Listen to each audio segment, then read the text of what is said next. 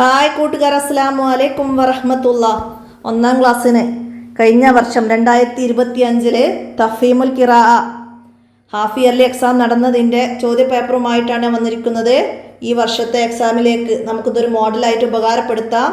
ചോദ്യങ്ങളൊക്കെ നോക്കി ഉത്തരങ്ങളൊക്കെ മനസ്സിലാക്കാം. ബിസ്മില്ലാഹിർ റഹ്മാനിർ റഹീം. അപ്പോൾ നമുക്കിവിടെ ആദ്യം എന്താണ് വരുന്നത്?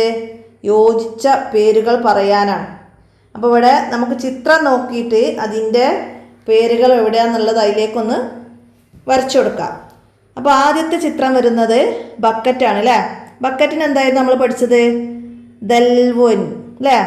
അപ്പോൾ നമുക്കവിടെ ദൽവ് എന്നതിലേക്ക് അവിടെ നമുക്ക് വരച്ചു കൊടുക്കാം.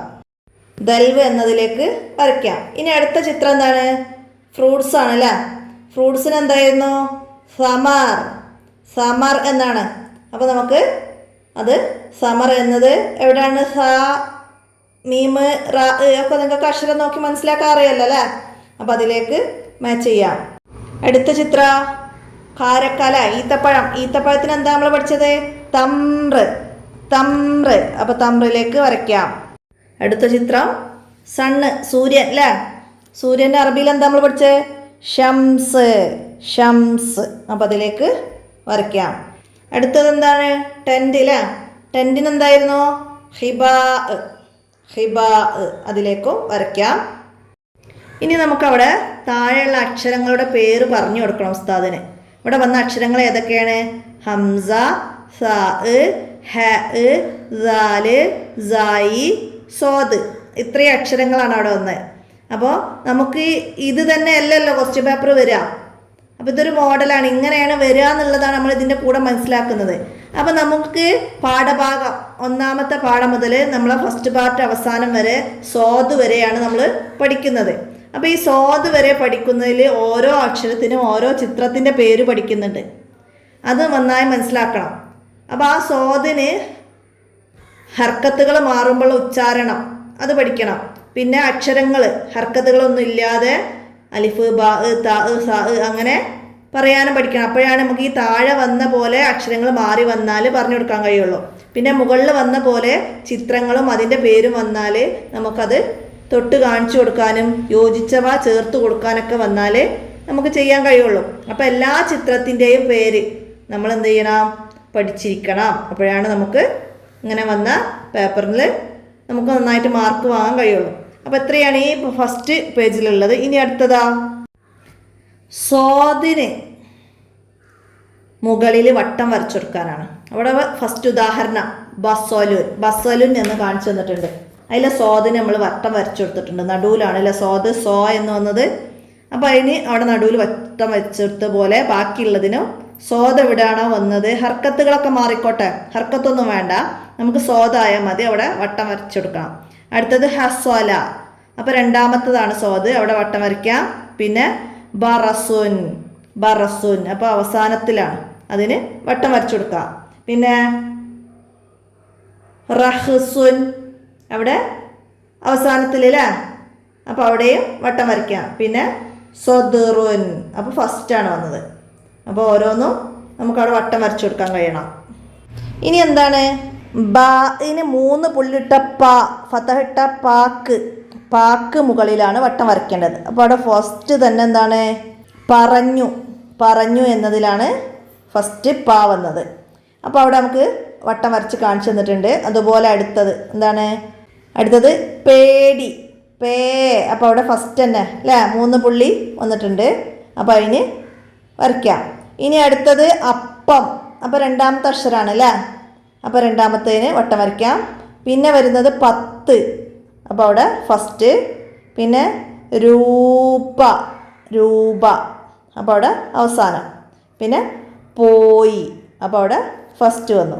ഇങ്ങനെ അറബി മലയാളത്തിലെ ഓരോ അക്ഷരങ്ങൾ വന്നാലും നമുക്ക് ഇതുപോലെ വട്ടം വരച്ചു കൊടുക്കാനും ചതുരം വരയ്ക്കാനൊക്കെയാണ് വരാറ്. അപ്പോൾ ഇതൊക്കെ നമുക്ക് പെട്ടെന്ന് മനസ്സിലാക്കാൻ കഴിയും. മനസ്സിലാക്കാൻ കഴിയാത്ത അക്ഷരമാണ് ഐന്. ഐന് ചേർന്ന് വരുമ്പോഴും അതുപോലെ സ്വാദിൻ്റെ പോലെ തന്നെ ലോദ് വരും, പുള്ളിയില്ല അല്ലേ. അതൊക്കെ വന്നാലും അതേപോലെ സീന് പുള്ളിയുള്ളതും ഷീനും അല്ലേ, അങ്ങനെയൊക്കെ വരുമ്പോൾ നമുക്ക് ഓർമ്മയില്ലാതെ മാറിപ്പോയി വട്ടം വരയ്ക്കലും ചതുരം വരയ്ക്കലൊന്നും വരരുത് കേട്ടോ. അപ്പോൾ അതൊക്കെ മനസ്സിലാക്കണം. ഇനി നോക്കി വായിച്ചു കൊടുക്കാനാണ്. ആദ്യം ഓരോ അക്ഷരങ്ങൾ വീതവും, പിന്നെ 2 അക്ഷരങ്ങൾ കൂടി വന്നിട്ടും, പിന്നെന്താണ് തൻവീലൊമ്മ വന്നതും, മദ്ദക്ഷരം വന്നതും, പിന്നെ ഷദ് വന്നതും, പിന്നെ അറബി മലയാളവുമാണ്. അങ്ങനെ ഓരോ കള്ളിയിലും ഓരോ രീതിയിലാണ്. അപ്പോൾ ഫസ്റ്റ് നമുക്ക് വന്നത് സ, ഹി, ലു, ലോ, ഹുൻ. ഹർക്കത്തുകൾ മാറുന്ന ഉച്ചാരണമൊക്കെയാണ് ഇവിടെ ശ്രദ്ധിക്കുക. ഞ, തജ്, ജുസ്, ദിസ്, റല്, ഹിസ്. അവിടെ അക്ഷരങ്ങൾ സുക്കൂനോട് കൂടി വരുന്ന ഉച്ചാരണങ്ങൾ മനസ്സിലാക്കിയിട്ട്.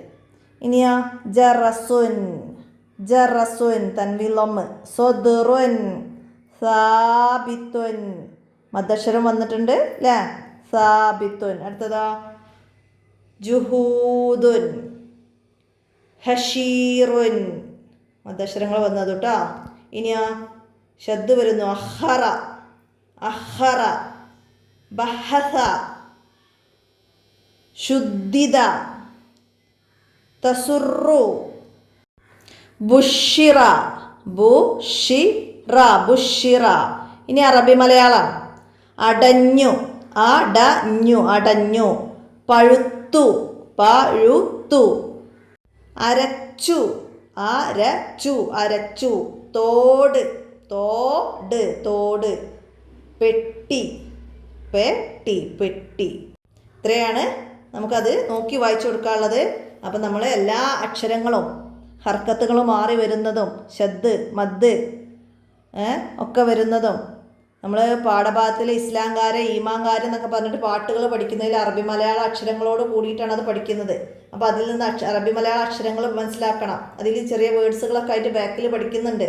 അപ്പോഴാണ് നമുക്കിതൊക്കെ വായിച്ചു കൊടുക്കാൻ കഴിയുള്ളൂ. അപ്പോൾ അതൊക്കെ മനസ്സിലാക്കി പഠിക്കണം. ഇനി ഫസ്റ്റ് പാർട്ടിൻ്റെ എക്സാം ഏതായാലും ആയി. ഇതുവരെയുള്ള ഭാഗങ്ങളും ഒന്നും അറബി മലയാളം ഒന്നും അക്ഷരങ്ങൾ ക്ലിയർ ആവാത്തവർക്ക് നമ്മൾ കുറഞ്ഞ ഫീസിൽ ട്യൂഷൻ കൊടുക്കുന്നുണ്ട്. ആവശ്യമുള്ളവർ ഇനി എക്സാം കഴിഞ്ഞിട്ട് ഒരു ക്ലാസ് കൊടുത്താൽ മതി. ഫസ്റ്റ് ഭാഗത്തെ അക്ഷരങ്ങളും ഒക്കെ ക്ലിയർ ആക്കാനും സെക്കൻഡ് പാർട്ട് എളുപ്പത്തിൽ പഠിക്കാനൊക്കെ ഉള്ള ഒരു 2 മാസത്തെ ട്യൂഷൻ കൊടുത്താൽ കുട്ടികളെ നമുക്ക് അക്ഷരങ്ങൾ പഠിക്കാൻ എളുപ്പമാക്കാം. അപ്പോൾ ചെറിയ ക്ലാസ്സിൽ തന്നെ ശ്രദ്ധിച്ചിട്ടില്ലെങ്കിൽ നമ്മൾ വലിയ ക്ലാസ്സിലെത്തുമ്പോൾ അവർക്ക് അക്ഷരങ്ങൾ അറിയാഞ്ഞാൽ ബാക്കിയൊന്നും വായിക്കാനോ ഓതാനും ഖുർആൻ ഓതാനും ഒന്നും കഴിയൂല. അപ്പോൾ നന്നായി ശ്രദ്ധിച്ച് രക്ഷിതാക്കൾ കൈകാര്യം ചെയ്യുമെന്ന് കരുതട്ടെ. ഇത്രയാണ് ഈ ചോദ്യപേപ്പർ. ഇതൊരു മോഡലായിട്ട് മാത്രം പഠിക്കുക, പാഠഭാഗം നന്നായിട്ട് പഠിക്കുക. നമുക്ക് അടുത്ത ചോദ്യപേപ്പറുമായി അടുത്ത വീഡിയോയിൽ കാണാം. എന്തെങ്കിലും തെറ്റുകൾ കാണുകയാണെങ്കിൽ കമൻ്റായിട്ട് ചെയ്യണം. ഇൻഷാ അല്ലാഹ് നമുക്ക് അടുത്ത വീഡിയോയിൽ കാണാം. അസ്സലാമു അലൈക്കും വറഹ്മത്തുള്ളാഹി.